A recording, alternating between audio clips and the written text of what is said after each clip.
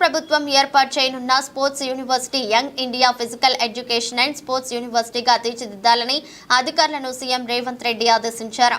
Young India skill university తరహాలోనే sports యూనివర్సిటీని PPP మోడల్లో నిర్వహించాలన్నారు. ఇందుకోసం కూడా ప్రత్యేకంగా బోర్డు ఏర్పాటు చేసి చైర్మన్ను నియమించాలని, యూనివర్సిటీకి స్వయం ప్రతిపత్తి ఉండేలా బాధ్యతలు అప్పగించాలని సూచించారు. అధికారులు తయారు చేసిన కొత్త స్పోర్ట్స్ పాలసీ ముసాయిదాపై సెక్రటేరియట్లో సీఎం రేవంత్ సమీక్షించారు. స్పోర్ట్స్ యూనివర్సిటీలో దాదాపు 13 కోర్సులు నిర్వహించాలని ప్రాథమికంగా నిర్ణయించారు.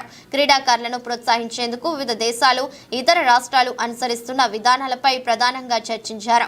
వివిధ ఆటల్లో ప్రతిభ ఉన్న యువతను జాతీయ, అంతర్జాతీయ స్థాయిలో పోటీ పడే క్రీడాకారులుగా తీర్చిదిద్దాలని రాష్ట్ర ప్రభుత్వం సంకల్పంగా ఎంచుకుందని సీఎం తెలిపారు. ఈ లక్ష్యాన్ని నెరవేర్చేందుకు అనుసరించాల్సిన అత్యుత్తమ విధానాలను క్రీడా పాలసీలో పొందుపరచాలని అధికారులకు సూచించారు.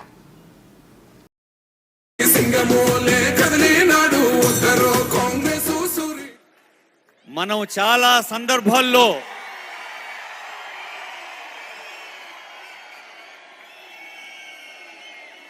ఈలలు, చప్పట్లు, ఆనందంగా, ఉత్సాహంగా ఉన్న యూత్ మరొకసారి గట్టిగా చప్పట్లు కొట్టి ఆనరబుల్ సీఎం గారిని స్వాగతం పలకండి.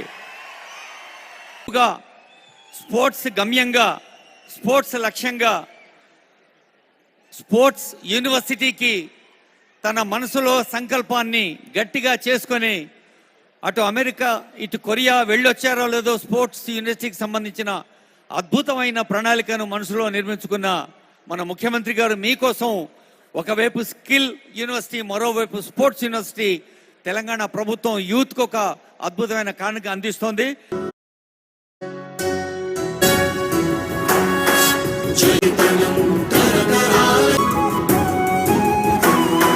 జీవన జావళీలు, జనజీవన జావళీలు, జాలువార కవి గాయక వైతాళిక కళల మంచి జాతిని జాతి